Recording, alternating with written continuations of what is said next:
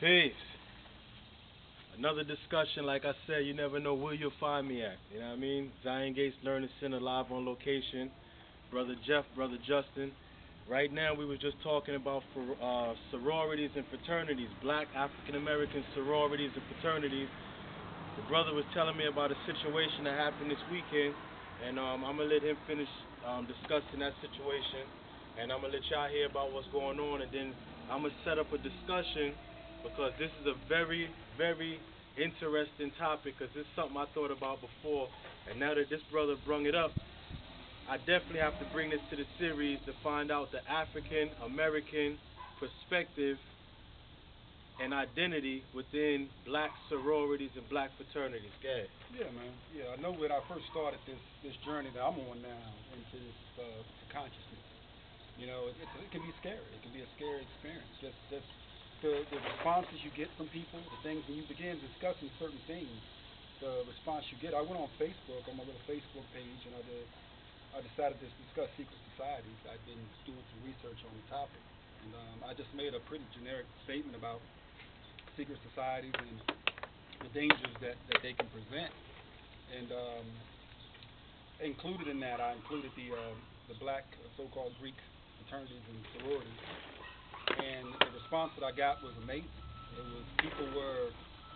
I initially heard back from one of my own family members who's a member of a sorority, and she immediately let me know that if I pursued questioning uh, that organization, that it could cause her to stop speaking to me. And that got me to thinking about a lot of things. Like, what could possibly be so powerful about these organizations? What are they during their initiation process or indoctrination, whatever? What could be so powerful that could cause you to disown your own family, to make you not speak to your own relatives, blood relatives, um, by them simply asking questions?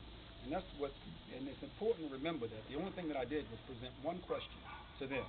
And the question is this: what is the relationship between black folks, African Americans, whatever you want to, we have so many names, whatever you want to refer to us as, what is our relationship to Greece? You got these folks walking around calling themselves Greek. And my simple question, it took one line to ask it: what is your relationship as a black person to Greece?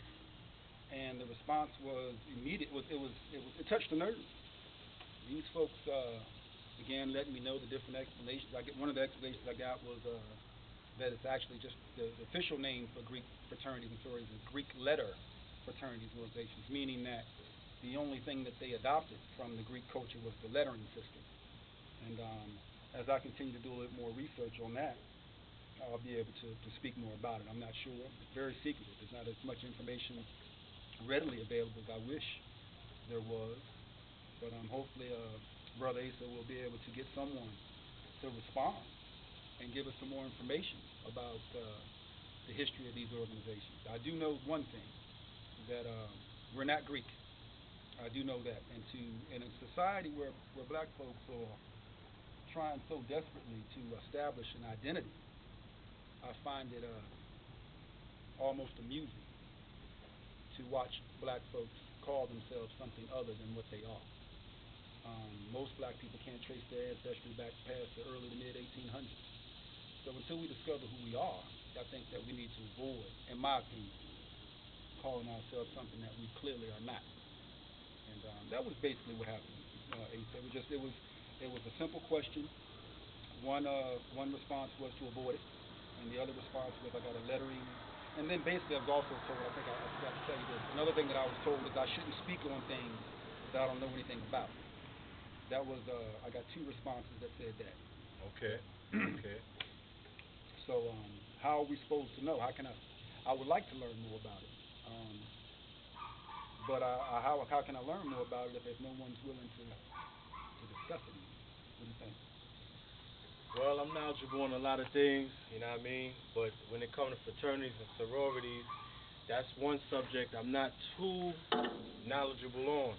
But what I am going to do, like I said about 30 minutes ago when I was talking to you, is I'm going to do some research real quick.